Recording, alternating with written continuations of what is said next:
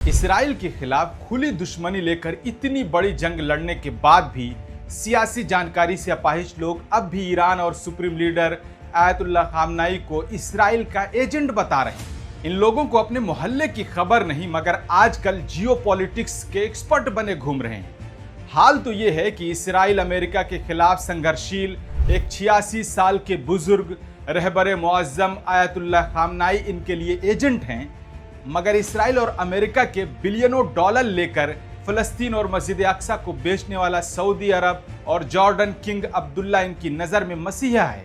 सोचिए, ईरान का army chief, air chief, कई साइंटिस्ट शहीद हो गए और अब इसराइल के साथ ईरान सीधे जंग में है। हमास के रहनुमाओं ने हमेशा कहा कि ईरान ने हमारी हमेशा मदद की है, मगर उसके बावजूद इनके मुताबिक सऊदी अरब और जॉर्डन रंगीन रातों के साथ अय्याशी करने के बावजूद फलस्तीन के मुद्दे पर काम कर रहे हैं। क्या ये मक्कारी भरा लॉजिक नहीं है?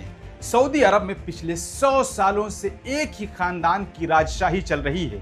अभी खबर आई है कि सीरिया के राष्ट्रपति अहमद अल शरा ने ईरानी ड्रोन और मिसाइलों को रोकने के लिए इस्राएली और इसराइल समर्थक बलों को सीरिया के हवाई क्षेत्र को इस्तेमाल की अनुमति दे दी है। ये सऊदी बादशाह सलमान के बहुत करीबी माने जाते हैं। TV9 की रिपोर्ट के मुताबिक सऊदी अरब अपने देश में अमेरिका के रडार से इसराइल को इनपुट भेज रहा है। अब आप सोचिए, कौन क्या है?